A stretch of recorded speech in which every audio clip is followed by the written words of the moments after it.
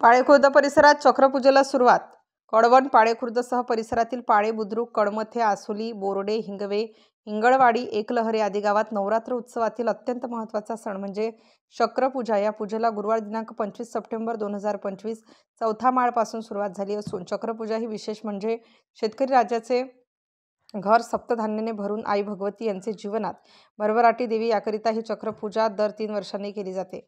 साधारण चौथी माळपासून ते 9वी, चौथी, 5वी, 6वी, 7वी, 8वी, 9वी अशा माळी पूर्वीपासून ठरलेल्या आहेत। त्या माळींना शेतकरी वर्ग आपली चक्रपूजा करतात। विशेषतः देवीची घटस्थापना ज्या ठिकाणी झाली आहे त्यासमोरच जमिनीवर प्रथम मध्यभागी कापूर पेटवून त्यावर तांदूळ टाकून मेंढ्या मध्यबिंदू बनवून त्यांचे भोवती तांदूळचे चक्र गोलाकार करून ज्या त्या माळीच्या संख्येत चक्र बनवून सप्तधान्य वाहिले जाते।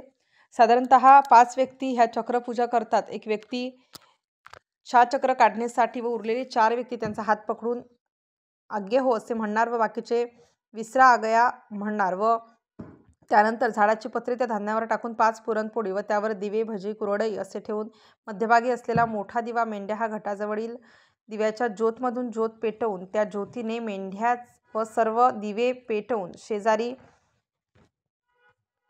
शेजारी होम केलेला असतो। त्या होमात सप्तवृक्ष लाकूड असतात ते पेटवून अग्नी प्रकाश केला जातो। अशा ह्या चक्रपूजा कार्यक्रमासाठी पाळेखुर्दसह संपूर्ण कसमादे पट्ट्यात साजरा केला जातो। चक्रपूजेसाठी आपापले नातलग बोलावले जातात। अत्यंत जल्लोषात साजरी होणारी चक्रपूजेस प्रारंभ झाला आहे। नाशिक स्टार न्यूजसाठी प्रतिनिधी दीपक गांगुर्डे, कळवण।